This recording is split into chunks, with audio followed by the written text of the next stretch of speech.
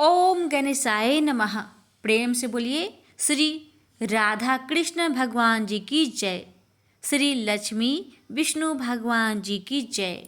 प्यारे भक्तों, आज आप सभी श्रवण करेंगे अगहन मास कथा अध्याय 1। जिस महीने की पूर्णिमा तिथि जिस नक्षत्र से युक्त होती है उस नक्षत्र के आधार पर ही उस महीने का नामकरण किया जाता है। चूंकि मार्गशीर्ष महीने की पूर्णिमा मृगशिरा नक्षत्र से युक्त होती है, इसलिए इस माह को मार्गशीर्ष कहा जाता है। इसके अलावा इसे मगसर, मंगशीर, अगहन, अग्रहण आदि नामों से भी जाना जाता है। ये पूरा मास बड़ा ही पवित्र माना गया है। इसकी महिमा स्वयं श्री कृष्ण भगवान जी ने गीता में बताई है। गीता के 10वें अध्याय के 35वें श्लोक में भगवान श्री कृष्ण ने कहा है, श्रुतियों में मैं बृहत साम और छंदों में मैं गायत्री छंद हूँ तथा महीनों में मार्गशीर्ष और ऋतुओं में बसंत मैं हूँ। अतः इस महीने में भगवान श्री कृष्ण की उपासना की बड़ी ही महिमा है। इस महीने में भगवान श्री कृष्ण की उपासना करने से व्यक्ति को जीवन में हर तरह की सफलता प्राप्त होती है और वो हर तरह के संकट से बाहर निकलने में सक्षम होता है। तो प्यारे भक्तों, आज की इस वीडियो में मैं आप सभी को सुनाने जा रही हूँ श्री राधा कुंड में श्री राधा कृष्ण लीला की पावन कथा। इन कथाओं को जो भक्त पूरे मार्गशीर्ष मास में श्रवण करता है उस भक्त की हर मनोकामना को राधा रानी श्री कृष्ण भगवान जी अवश्य ही पूरी करते हैं।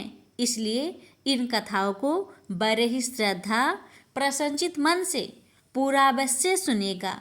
राधा कृष्ण भगवान जी आप सभी भक्तों की हर मनोकामना को पूर्ण करें।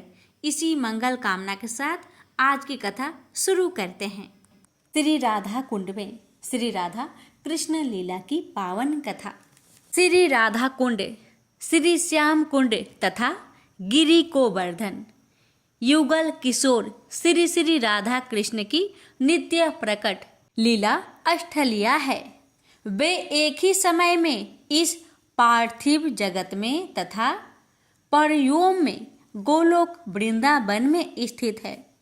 तथापि जब श्री श्री राधा कृष्ण धरती पर अवतरित हुई, उन्होंने एक दिन सायंकाल में अपनी परम प्रिय लीला स्थलियों श्री राधा कुंड व श्री श्याम कुंड के प्रकटन की लीला का प्रदर्शन किया।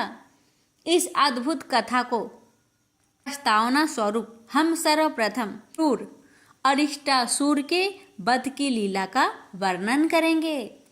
एक दिन कार्तिक में श्री कृष्ण के मन में गिरि गोवर्धन के निकट एक क्षेत्र में जो कालांतर में राधा कुंड के नाम से प्रसिद्ध हुआ, रास नृत्य करने की इच्छा जागृत हुई। किंतु मथुरा नरेश दुष्ट कंस कोई अन्य ही योजना बना रहा था। वह श्री कृष्ण का वध करना चाहता था। उसके समस्त भक्तगण की हत्या करना चाहता था और तदुपरांत संपूर्ण पृथ्वी पर राज्य करने की अभिलाषी था। अपनी जघन्य योजना को कार्यान्वित करने के लिए कंस ने अपने मित्र अरिष्टासुर को बुलाया, जो एक शक्तिशाली तांत्रिक योगी था। अरिष्ट अपनी इच्छा अनुसार कोई भी रूप धारण कर सकता था।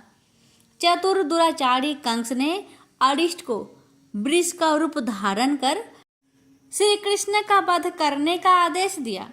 वृष के भेष में वह असुर अपनी पहचान गुप्त रख सरलता पूर्वक वृंदावन में प्रवेश कर सकता था। अंततः सब देवताओं के लिए अशुभ रूप अरिष्ट नामक विशालकाय असुर सभी जगह वेग पूर्वक कुटिल गति से चलता हुआ अपने खुरों से धरती को फाड़ता हुआ वृंदावन में प्रविष्ट हुआ। अरिष्टासुर जहां भी पग धरता भूकंप आने लगता और पर्वत कांपने लगते। उस असुर की भयंकर आकृति को देखकर समस्त गोपजन भय के मारे सब दिशाओं में भाग गए। वह विकराल असुर देखने में अत्यंत भयावह था। अरुष्ट कोयले के जैसा काला था और मूर्तिमान मृत्यु स्वरूप प्रतीत होता था। उसका सिर अति विशाल था और बड़े बड़े वृक्षों पर बलपूर्वक टक्कर मारने के कारण उसके मुख पर अनेक चोटों एवं घाव के चिन्ह थे। उसके नेत्रों में रोष की लालिमा थी और वे सूर्य के समान दमक रहे थे। अरिष्टासुर क्रोध में अपने होठ चबा रहा था और बारंबार उन्हें चाट रहा था। अरिष्ट के सिंग तलवार के समान तीक्ष्ण थे और उसकी पूंछ गर्व से सीधी होकर आसमान में खड़ी थी। जैसे घुमा घुमा कर वह मेघों को तितर बितर कर रहा था। उस अविश्वसनीय वृषासुर की पीठ पर एक बृहद कबूर था। वो इतना कठोर था कि वह असुर केवल अपने कुबर के धक्के से ऊंची ऊंची भवनों को धराशायी कर सकता था। उसके कंधे अति सख्त थे और मांसपेशियां उभरी हुई थी। अरिश के स्थूल ग्रीवा एक हाथी की टांग के सदृश थी और उसका गलकंबल चाल और नीचे की ओर लटका हुआ था। उसका कटी क्षेत्र विस्तृत था और नितंब मल मूत्र से मलिन था। उसके घुटने सदृढ़ व सलप थे। अरिष्ट के खुर चाकू के समान नुकीले थे। वह असुर जहाँ जहाँ खुर धरता था वहाँ वहाँ पर धरती फट जाती थी, जिनसे धरती के आंसुओं के तुल्य जल निकल रहा था। उसने अनेक ऋषि मुनियों की हत्या कर दी और बहुत से गाय बैलों को मार डाला। अरिष्ट के रंभाने का शब्द इतना भेदक था कि उसे सुनकर अनेक गर्भवती स्त्रियां व गायों का गर्भपात हो गया। उस घिनौने असुर ने वज्र के गोष्ठों में हाहाकार मचा दिया। भय व आतंक से आक्रांत होकर ब्रजवासीगण श्री गोविंद का आश्रय ग्रहण करने के लिए उन्हें ऊंचे स्वर में पुकारने लगे, कृष्ण कृष्ण हमें बचाओ। उनका अंतर्नाद सुन कृष्ण भगवान दौड़े चले आए और गंभीर स्वर में उन्हें आश्वासन देते हुए बोले, प्रिय मित्रों मत डरो, मैं तुम्हारी रक्षा करूंगा। जब वह उग्र भीमकाय अरिष्टासुर श्री कृष्ण के सम्मुख आया तब वे तनिक भी विचलित नहीं हुए। उस असुर को चुनौती देते हुए अच्युत्य श्री कृष्ण एक मल के समान अपनी भुजाएं थपथपाई और क्रोध पूर्वक बोले, अरे मूर्ख, ओ अतिशय असज्जन, इस गोगन और गोपालों को क्यों डरा रहा है? मैं यहाँ तुम जैसे दुष्ट दुरात्माओं को दंड देने हेतु ही उपस्थित हुआ हूँ। श्री कृष्ण अपने एक गोप सखा के कंधे पर अपनी अजय महाबली भुजा रख हंसने लगे। उस हास्य के द्वारा श्री कृष्ण ने उस असुर के क्रोध को बढ़ा दिया। अरिष्ट अपने खुर रूप कुदालों से भूमि को छत बिछत करने लगा और अपना सिर झुकाकर अपने नोकीले सिंघों से श्री कृष्ण के उदर को लक्ष्य बना इंद्र वज्र के समान श्री कृष्ण की ओर दुर्गति से धावित हो उठा। श्री कृष्ण की हत्या करने के उद्देश्य से वह वृष अपनी संपूर्ण प्रचंड शक्ति लगाकर उन पर झपटा, किंतु श्री कृष्ण ने अरिष्ट को उसके सिंघों से पकड़ लिया और 100 पग पीछे खदेड़ दिया। परंतु वह वृषासुर अचिरेन उठ खड़ा हुआ और दीर्घ श्वास लेता हुआ तथा संपूर्णतया स्वेद से व्याप्त होकर क्रोधोन्माद में श्री कृष्ण पर पुनः प्रहार किया। हम अंजन से चमकती देह वाले श्याम और अरिष्ट का घोर युद्ध, 2 सख्त काले वृषों की लड़ाई अथवा 2 स्थूल सघन सजल पयोधर की समर सम प्रतीत हो रहा था। अंततः वह वृषासुर पूर्णतया परिशांत हो गया और उसके विभत्स मुख से फेन वह स्राव बहने लगा। क्रोध भेष में अरिष्ट ने पुनः श्री कृष्ण पर आक्रमण किया। इस बार श्री कृष्ण ने उसके सिंगों को सुदृढ़ता पूर्वक पकड़ लिया और उनके बीच स्थिरता पूर्वक अपना एक सरोज चरण स्थित कर दिया। तब अजित श्री कृष्ण ने उसके कंठ को ऐसे निष्पीड़ित किया जैसे कोई गीली वस्त्र को निचोड़ता है। श्री कृष्ण ने उस असुर का बायां सिंग उखाड़ फेंका और बारंबार उस पर प्रहार किया।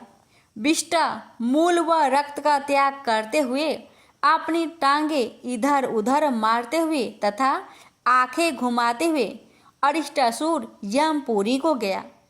देवताओं ने गगन से श्री कृष्ण पर पुष्प वृष्टि कर अपना आदर व्यक्त किया। श्री कृष्ण की विजय से उन्मत्ता को प्राप्त हुए। गोकुल जन सूरवीर श्री कृष्ण के चारों ओर एकत्रित होकर जय जयकार करने लगे। अद्भुत अद्भुत जय हो श्री कृष्ण की जय हो।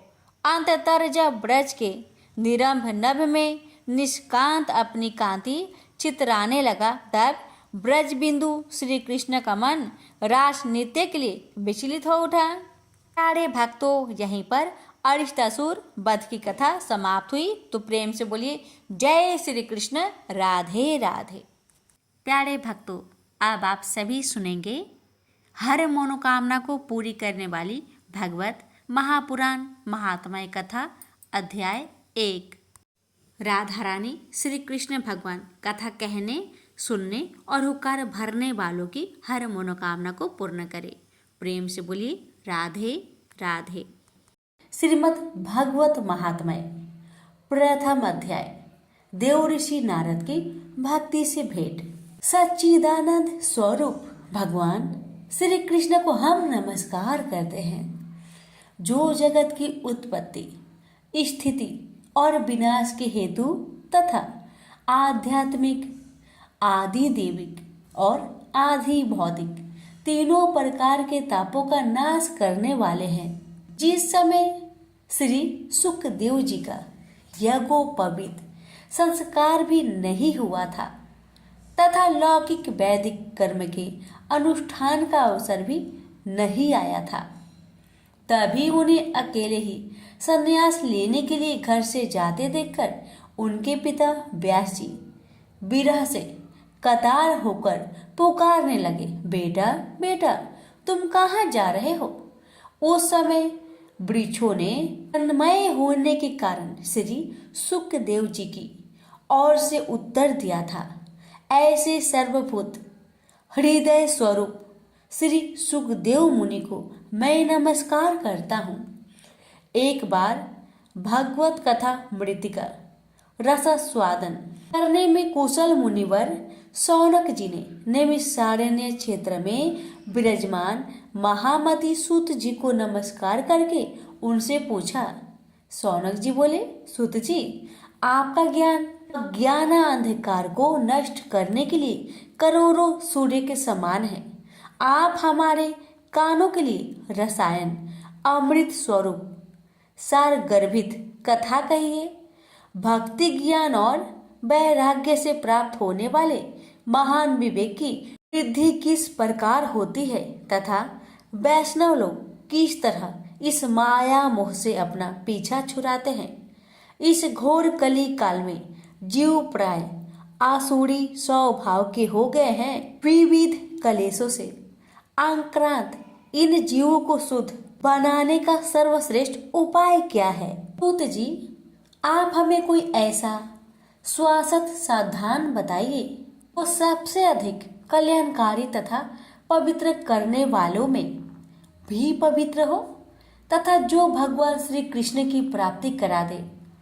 चिंतामणि केवल लौकिक सुख दे सकती है और कल्प वृक्ष अधिक से अधिक स्वर्गीय संपत्ति दे सकता है, परंतु गुरुदेव प्रसन्न होकर भगवान का योगी दुर्लभ नित्य बैकुंठ धाम को देते हैं। सूत जी ने कहा, सौनक जी, तुम्हारे हृदय में भगवान प्रेम है, इसलिए मैं विचार करके तुम्हें संपूर्ण सिद्धांतों का निष्कर्ष सुनाता हूँ। जो जन्म मृत्यु के भय का नाश कर देता है, जो भक्ति के प्रवाह को बढ़ाता है और भगवान श्री कृष्ण की प्रसन्नता का प्रधान कारण है। जो तुम्हें वह साधन बतलाता हूँ उसे सावधान होकर सुनो। श्री सुखदेव जी कलयुग में जीवों के काल रूपी संपर्क के मुख का ग्रास होने के त्रास का आत्यानिक नाश करने के लिए श्रीमद् भागवत शास्त्र का प्रवचन किया।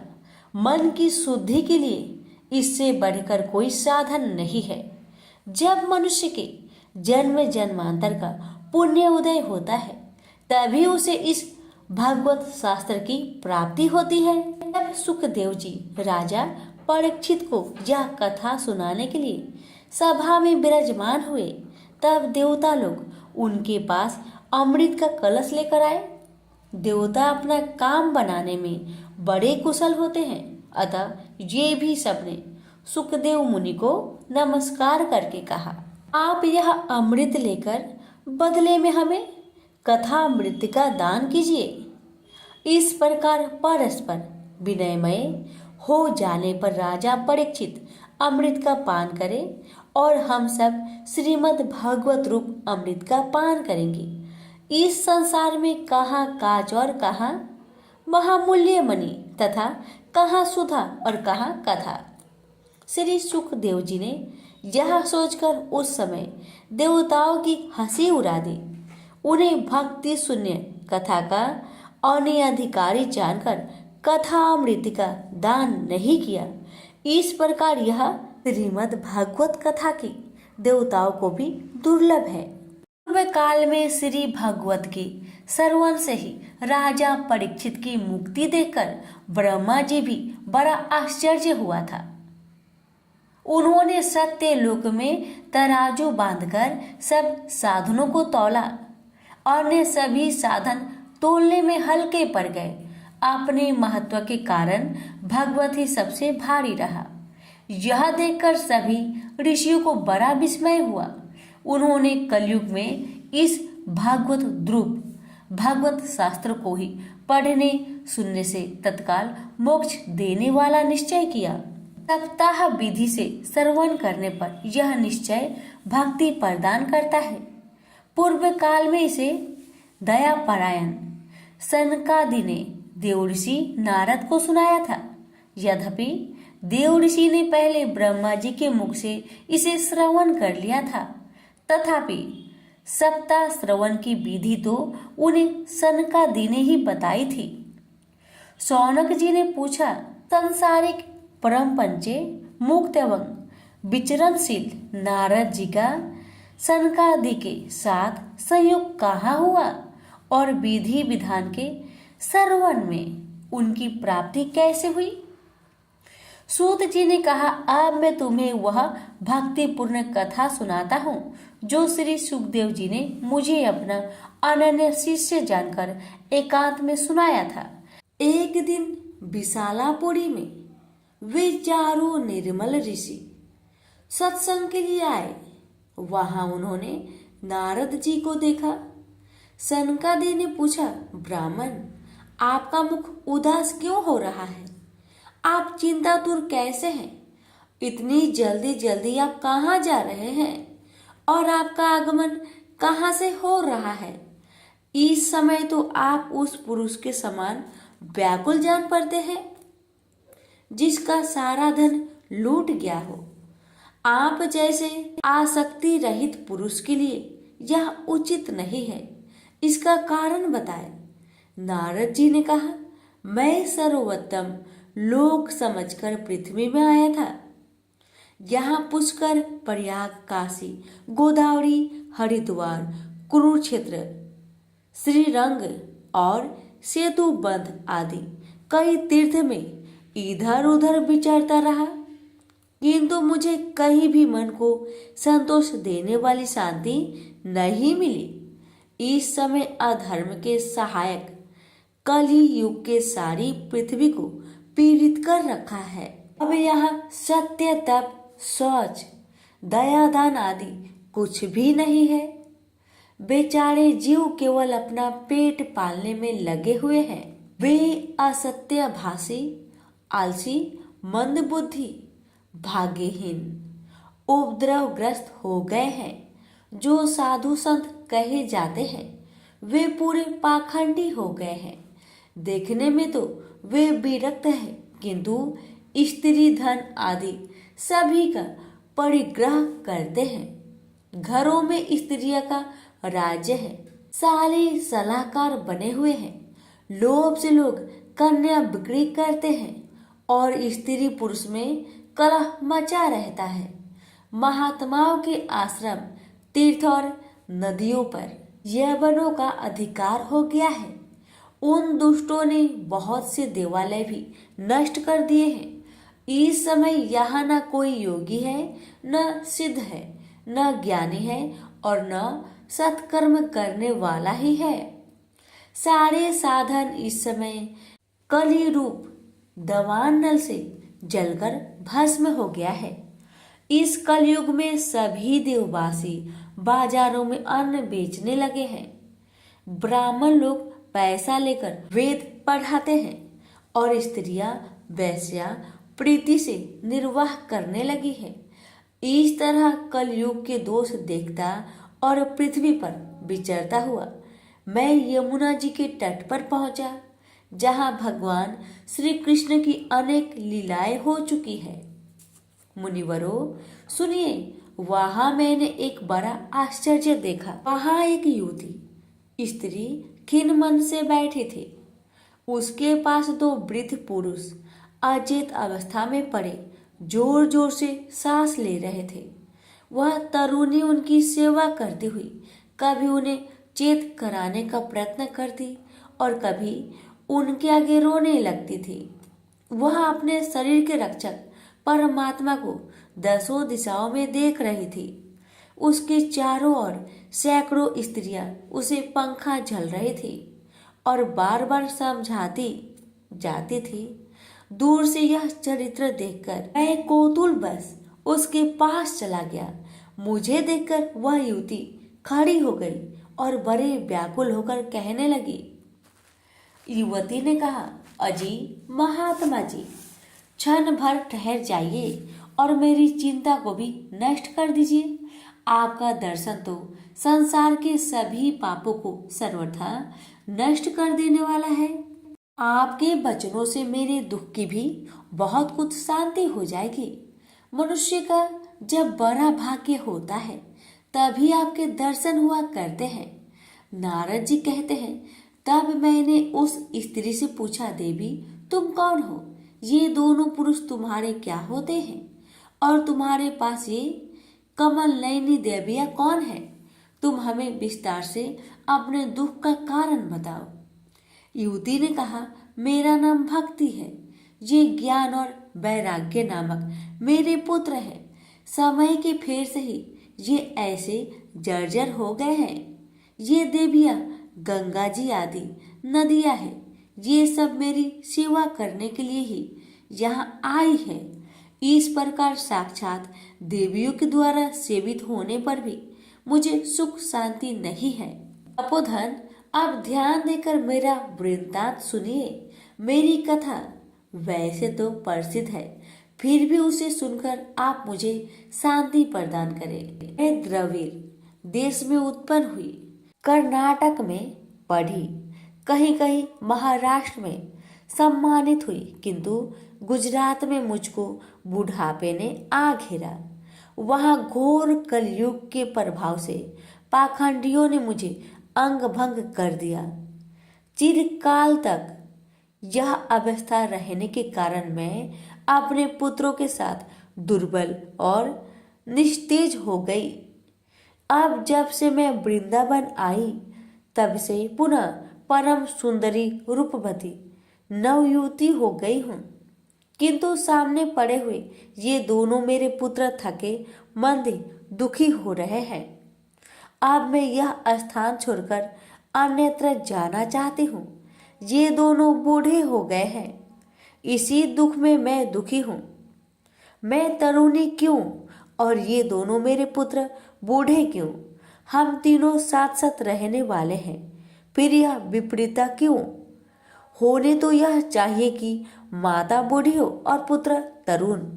इसमें आश्चर्यचकित चित्त से अपनी इस अवस्था पर शोक करती हूँ।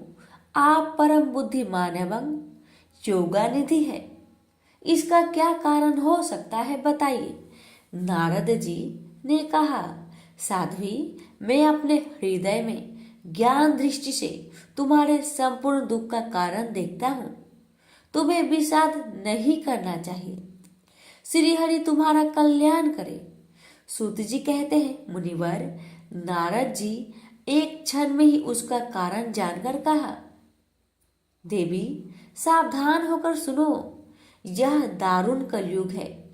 इसी से इस समय सदाचार, योग मार्ग और तप आदि सभी लुप्त हो गए हैं। लोग सठता और दुष्कर्म में लगकर आघासुर बन रहे हैं। संसार में जहां देखो वहीं सत्पुरुष दुख से मलान है और दुष्ट सुखी हो रहे हैं। इस समय जिस बुद्धिमान पुरुष का धैर्य बना रहे वही बड़ा ज्ञानी या पंडित है। पृथ्वी क्रमशः प्रतिवर्ष शेष जी के लिए भार रूप होती जा रही है। अब यह छूने योग तो क्या देखने योग भी नहीं रह गई है और न इसमें कहीं मंगल ही दिखाई देता है। अब किसी को पुत्र के साथ तुम्हारा दर्शन भी नहीं होता। विषयानुराग के कारण अंधे बने हुए जीव से उपेक्षित होकर तुम जर्जर हो रही हो। वृंदावन के संयोग से तुम फिर नवीन तरुणी हो गई हो। अतः यह वृंदावन धाम धन्य है, जहां भक्ति सर्वत्र नित्य कर रही है। परंतु तुम्हारे इन दोनों पुत्रों का यहाँ कोई ग्राहक नहीं है, इसलिए इनका बुढ़ापा नहीं छूट रहा है। यहाँ इनको कुछ आत्म सुख की प्राप्ति होने के कारण ये सोते से जान पड़ते हैं। भक्ति ने कहा, राजा परीक्षित ने इन पापी कलयुग को क्यों रहने दिया? इसके आते ही सब वस्तुओं का सार न जाने कहाँ चला गया। करुणामय श्री हरि से भी यह अधर्म कैसे दिखा जाता है? मुने, मेरा यह संदेह दूर कीजिए।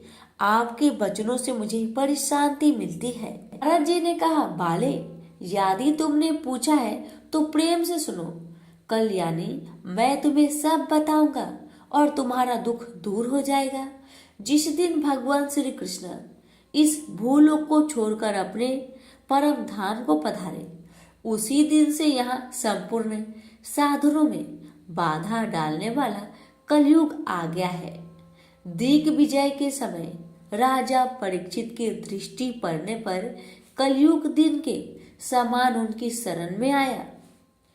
भ्रम के समान सारग्राही राजा ने यह निश्चय किया कि इसका वध मुझे नहीं करना चाहिए, क्योंकि जो फल तपस्या, योग एवं समाधि से भी नहीं मिलता, कलयुग में वही फल श्री हरि कीर्तन से ही भली भांति मिल जाता है।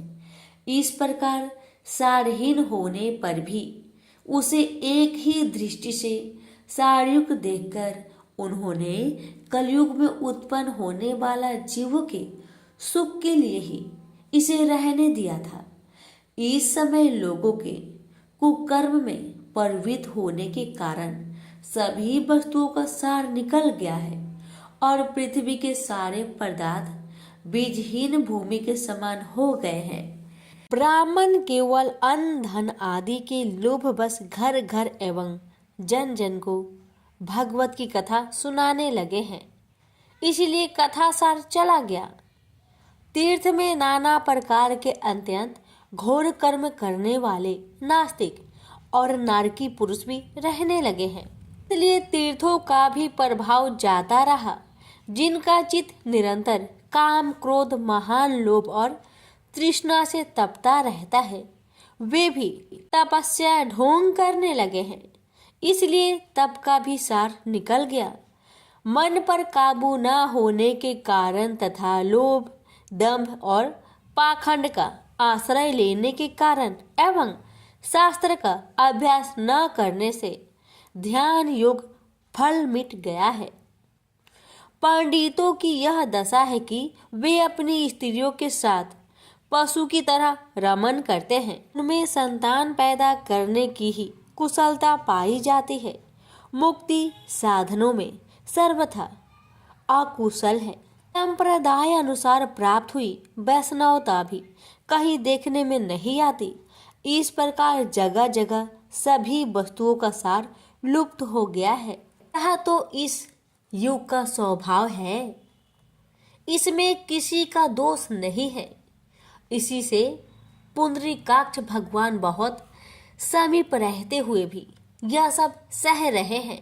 तो जी कहते हैं, शौनक जी, इस प्रकार देव ऋषि नारद के वचन सुनकर भक्ति को बड़ा आश्चर्य हुआ।